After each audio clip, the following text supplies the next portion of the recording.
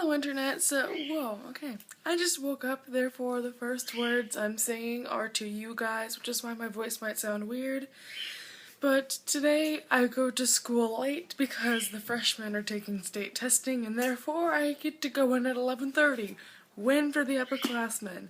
Today I'm gonna do a Requiem review, and just a disclaimer first of all, I'm filming with my iPhone today, and so there's the camera right there, but there's also me over here. I can see myself as I film, which is new for me because my camera doesn't have a flippy over viewfinder thing. So I'm like, wow, I can say words and see my face as I say them. So if I end up looking over there instead of at you guys, I apologize. I'm just a little bit narcissistic today.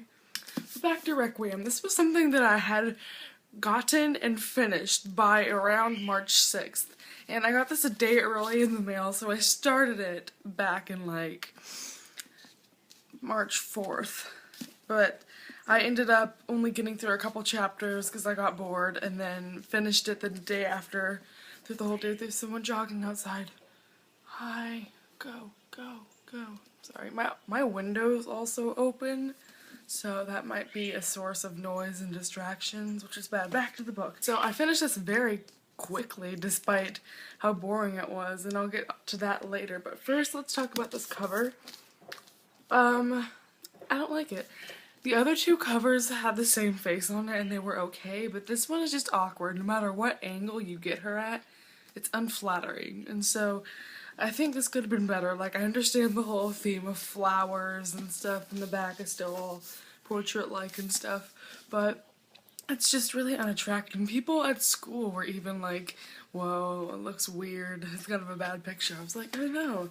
But I'm not complaining. I mean, if you want to put Lena's face on the book cover, put Lena's face on the book cover. I don't have a problem with that. So my first point that I want to make is that this is very slow, very boring. And this is like a combination of two different things. One, there's really no action until the end, and I say that literally because I was bored for the first 300 pages. And, okay, I'm not gonna say first 300 because the first 50 pages is kind of dramatic with the whole Alex thing, but then you get to literally walking around doing nothing. And this book is in Hannah and Lena's perspective, which I think was stupid because you never once saw Hannah in the second book, and now she has her own perspective. Like, really?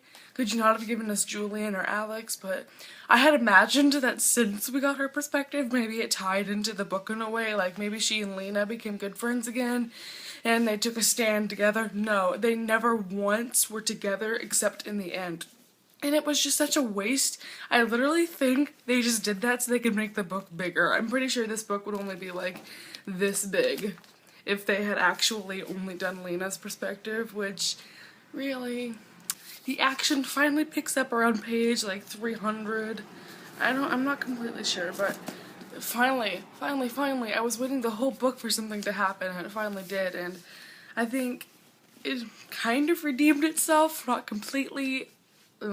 One thing that I think completely failed was the love triangle. This was just very irritating because usually whenever the stuff like that happens, you get a very, like, the character lets you know I am jealous, and or she just lets you know about who she's feeling for and why. But in this one, I didn't get any of that. She literally was just so nonchalant about her love life in this book, and it was so weird. I think it was absolutely terrible because in love triangles, they usually are more influential to me if the two characters, the two male figures in the triangle, like, see each other and interact and there's that tension. There was never any of that, like, funky weirdness going on between the two guys, which I think would have made more of an impact if it wasn't absent, but whatever. I mean, she chooses the guy I wanted her to in the end, so whatever.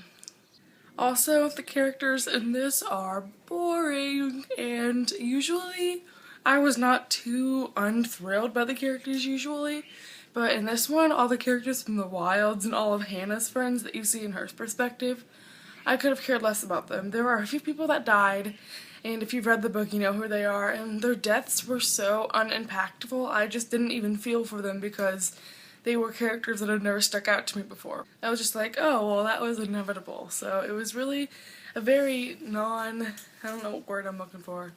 It was just not special to me.